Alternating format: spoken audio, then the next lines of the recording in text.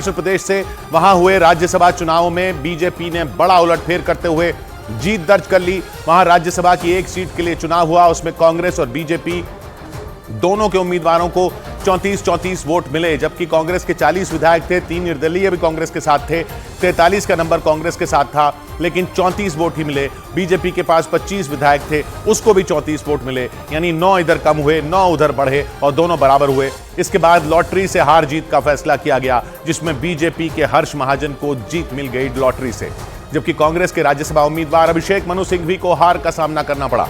इसके बाद कांग्रेस ने आरोप लगाया कि उनके जिन विधायकों ने सुबह उनके साथ नाश्ता किया, वही शाम को बीजेपी के पाले में चले गए। मतलब कांग्रेस ने भी मान लिया कि उनके विधायकों ने क्रॉस वोटिंग की।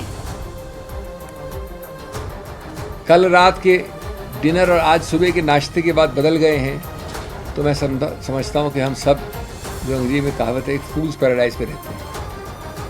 हिमाचल की संस्कृति में जो जिस पार्टी से चुनकर आता था उसमें विरोधाभास रहता ही है, लेकिन जब वो चुनकर आए तो उन्होंने अपना वोट को बदला है, अपने ईमान को बेचा है।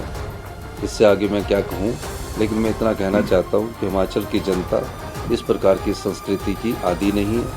हिमाचल की जनता जानती है कि हमने कांग्रेस की सरकार को 5 साल चुनकर भेजा है। शिमला से रणवीर सिंह हमारे साथ जुड़ रहे हैं। रणवीर, सुक्कू साहब कह रहे हैं कि हिमाचल की संस्कृति है वगैरह वगैरह, लेकिन अभी सिचुएशन यह है कि 34-34 वोट दोनों को मिले। अब राज्यसभा चुनाव तो कांग्रेस हार गई। अब बात यह है कि पूर्व मुख्यमंत्री जयराम ठाकुर ये कह रहे हैं कि वो बजट में वोट डिवीजन करवाने की मांग करेंगे, फिर असेंबली में, और सरकार फिर गिर सकती है। क्या ये संकट सरकार पर है? अब क्या होने वाला है? क्या होता दिख रहा है?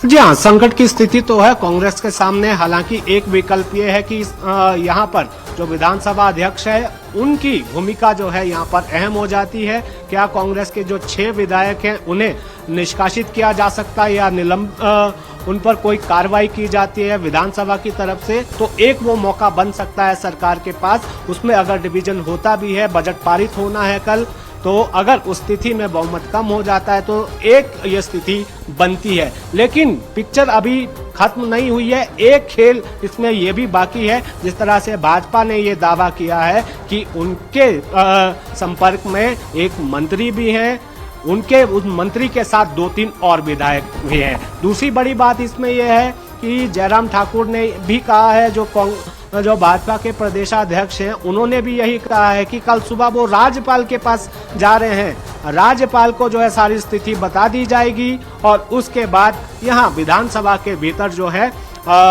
यहाँ पर फ्लोर ऑफ द हाउस वो डिवीजन की मांग करेंगे। और यहाँ पर मुख्यमंत्री ने ये कहा है कि हालांकि जवाब मुख्यमंत्री ने दिया है इसका, उन्होंने कहा है कि इसका फैसला तो यहीं पर होगा, सदन के भीतर होगा। अब देखना होगा कि कल क्या कुछ रहने वाला है, क्योंकि अभी भी बहुत कुछ खेल होना बाकी है। और जो कांग्रेस की जो आज हार हुई है, ये देखिए, ये अंदेशा शुरू से ही था। आप सोनिया गांधी के नामांकन से लेकर आप शुरू कर दीजिए, वहां पर चर्चा ये थी कि सोनिया गांधी हिमाचल से राज्यसभा जाएंगी। सबसे पहली खबर सोनिया गांधी को लेकर यही आई थी। तो कांग्रेस को अंदेशा था कि उनके जो 40 विधायक हैं उनके साथ नहीं है, उनमें बिखराव है, टूट है, सरकार के खिलाफ जो है नाराजगी है। यही देखते हुए यहाँ पर प्रत्याशी बदला गया। और यहाँ पर ये भी बड़ी बात है कि ये जो विधायकों को लेकर जो सिंघवी ने कहा, मुख्यमंत्री ने कहा, ये तो विधायक जो है पिछले 6 महीने से लगातार कह रहे हैं, हर जगह वो अपनी नाराजगी जता रहे हैं, सोशल मीडिया पर लिख रहे हैं, चिट्ठियां लिख रहे हैं, सरकार के भीतर जब कोई कार्यक्रम होता है वहां कहते हैं, और पार्टी के भीतर कहते हैं। पार्टी आला कमान को कहा कि लगातार उनके काम नहीं हो रहे हैं। विधायकों की ये स्थिति हो जाए कि वो अपने ही जिला में या अपने ही विधानसभा क्षेत्र में अपने ही पसंद का कोई अधिकारी ना लगा पाए, उनके डीओ नोट पे ट्रांसफर ना हो अपनी ही सरकार में, तो स्थिति क्या हो जाती है। तो ये भी हो सकता है कि एक स्थिति ये भी है, जो संभावना है कि इन विधायकों ने नाराजगी जताई है, भले ही कांग्रेस से अलग नहीं हुए हैं, कि मुख्यमंत्री के नाम से नाराजगी हो, क्या वो उनके काम नहीं कर रहे हैं, 3-4 चीजें बड़ी इसमें। लेकिन बड़ी बात इसमें यही है कि संकट कांग्रेस की सरकार पर आ गया है। अब कल सुबह का इंतजार करना होगा। जी। ये संकट यूं ही बरकरार रहेगा, जो बादल मंडरा रहे हैं वो छंटते हैं, या भाजपा खेला करेगी जैसे किसी और प्रदेश में, बहुत सारे प्रदेशों में हमने देखा है। जी, जो खेला मतलब यानी कि, और अब कांग्रेस जैसा आपने कहा कि ये भी कर सकती है कि जो या स्पीकर जो है वो ये कर सकते हैं कि इन 6 विधायकों को या कुछ विधायकों को अगर सदन से बाहर करते हैं, निष्कासित करते हैं, या कोई उस तरह का फैसला लेते हैं कि उनका वोट मान्य नहीं होगा, फिर डिवीजन होता है, तो फिर कांग्रेस के ज्यादा हो जाएंगे। ये सब अभी बहुत कुछ हो सकता है, जैसा रणवीर बता रहे हैं।